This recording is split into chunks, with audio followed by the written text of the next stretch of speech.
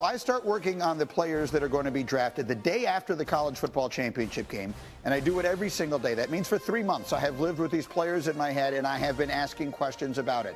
Thursday, I will finally get the answers. So today's green list are the top 5 things I cannot wait to find out after all of this time. Number 5, when does Tyler Shuck come off the board? If you just erased absolutely everything but looked at the measurables, you could make an argument Tyler Shuck should be the first quarterback in this draft. The size, the speed, the arm, but he's almost 26 years old. He's got a history of injuries. He could go anywhere from the first round to the third. I can't wait to see what happens. The second question I'm dying to get the answer to at number 4. Will we have 2 tight ends go before the first wide receiver?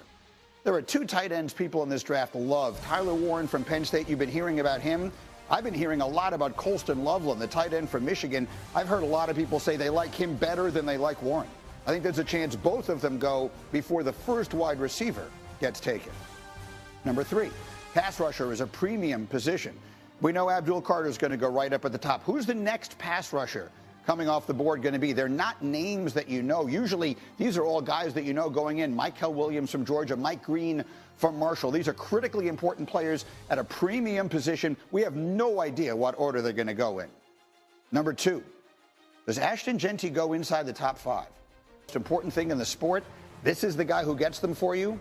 I've been hearing a lot of people suggest he's going inside the top 5. I see Schrager nodding. I can't wait to see if he goes inside the top 5 before the Raiders get to pick.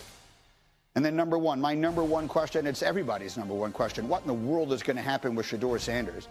He could go anywhere from number 3 to the 2nd round. Is he even going to be the second quarterback off the board in this draft after Cam Ward? I don't know the answers. I'm not an evaluator. I'm not an insider.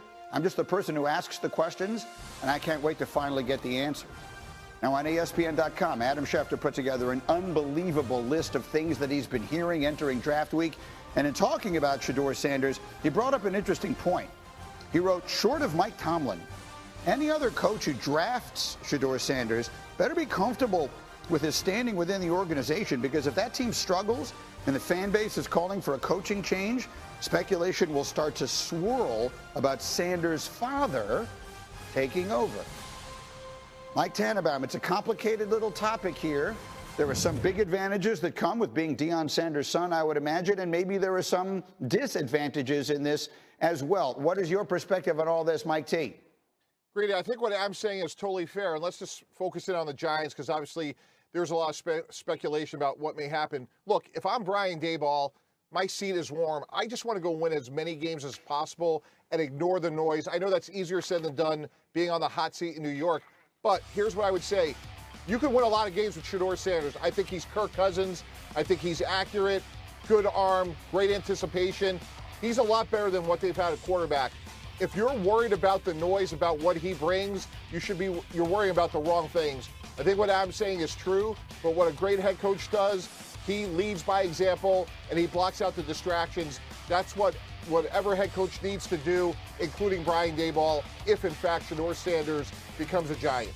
What do you think of all this, D. Wood? I think where there's smoke, there's fire. And think about it. Shedeur Sanders, the only person he's ever been coached by has been his father. Yes. And so when you bring in a prospect like Shedeur Sanders in a quote unquote volatile situation, that's the only thing. That's the only logical place that people want to point to.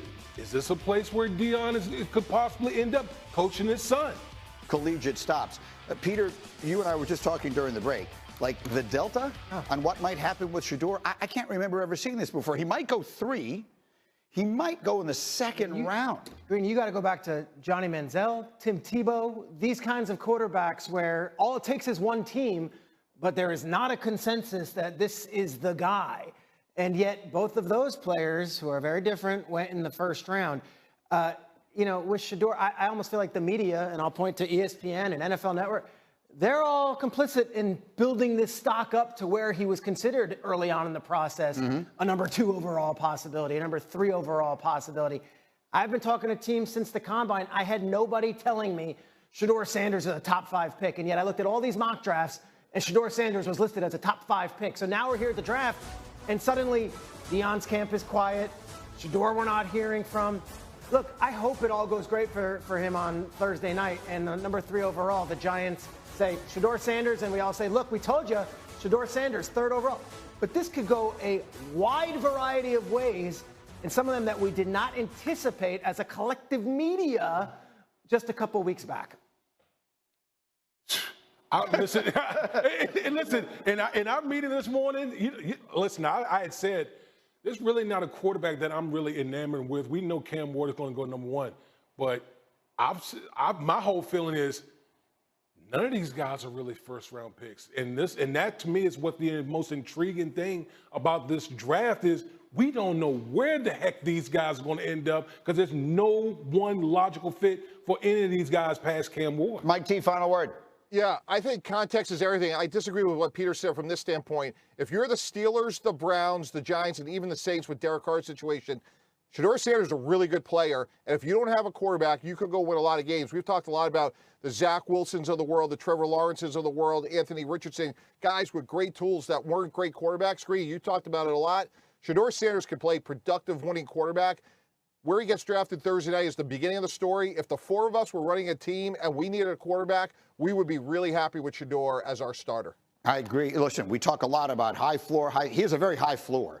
I think his floor is very high. Sometimes they draft players because they're looking for a higher ceiling. We'll find out. In the meantime, back to the NBA. And coming up next, this might have been the most stunning soundbite of the entire basketball season. It had everyone talking yesterday. You're going to hear it next. You're going to hear the reaction. If you haven't heard it yet, I have a feeling you're going to be stunned.